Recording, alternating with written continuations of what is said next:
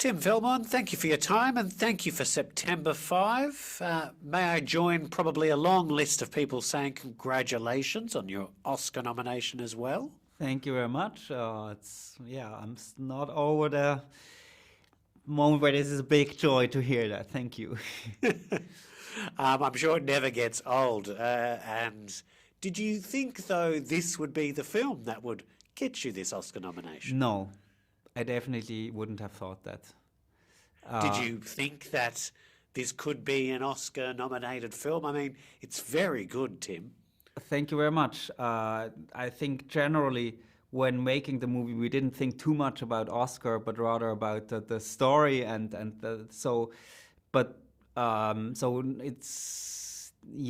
was quite overwhelming since we premiered it in Venice. The journey that we had, and we also have this only, of course, thanks to the support of Paramount Pictures, who so strongly believed in our film and have granted it this wide release and the campaign and everything. And how did the story come across your desk in the first instance? There was a longer process, but like maybe the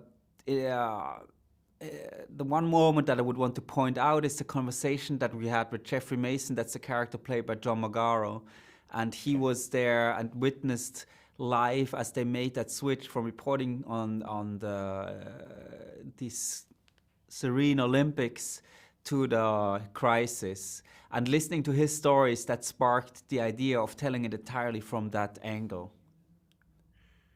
And were they, well, I guess, was he heavily involved in the production of the film from start to finish then? Yes. Not in the production itself, so he wasn't necessarily on set, but in preparation, we gave him every other draft to read. And he had like influence, like he then also could help us with like wording, that they called the satellite the bird is something that we heard from him, and you would never come up with that idea, maybe if you haven't heard it. But it makes sense, right? Because back then there were not so many satellites in the orbit yet. So it was the bird that they had. And he then also, like, of course, he gave us his photos, private photos that he had from that time where we could see how the studio looked like. Thanks to his help, we had access to the original construction plans. Then he was essential in approaching the copyright for using the image of Jim McKay, because he's still very connected in the sports world. Everybody knows Jeffrey Mason. I went to a lot of sports control rooms for research. Every time you mentioned Jeffrey Mason, everybody was, Geoff. Yeah, so everybody seems to know him. Until he got dailies to see. So we sent him footage, and he would say something. He was a really important advisor and on the project, and without him, the film wouldn't exist. That's as simple as that. And what the film has captured is, from a person that works in the media, that side of things, the behind the scenes, the anticipation, the adrenaline, the fact that they were doing something that was uncharted. Absolutely. At that time from a broadcasting perspective, but also from a human perspective. Absolutely. We are talking about, a dozen or so lives here. And I wonder, were the families involved or were they spoken to in the making of the film? No, we were rather focusing on the broadcaster side.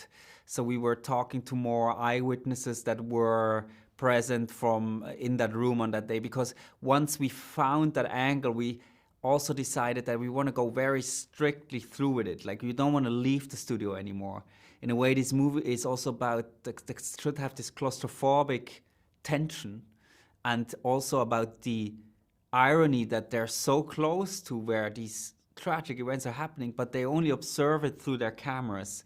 So you should be with them in that space all the time. And there's only one moment where Jeffrey Mason opens the door and the daylight hits him almost like a vampire. He looks out there, and then we're back in that world, in that TV studio world.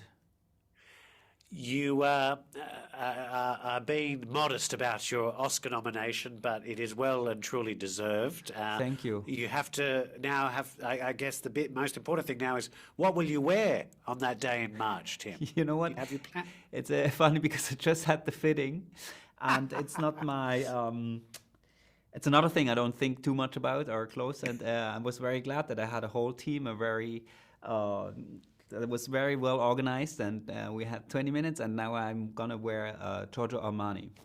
Oh, very nice Yes, selection. very Tim. nice, Very yes. nice selection. I look forward to seeing it when you walk the red carpet for September 5. Okay, thank you and very who much. knows, maybe when you're on stage. But congratulations on the nomination. Congratulations on the film. Thank you very much. Have a good day. Nice to meet you.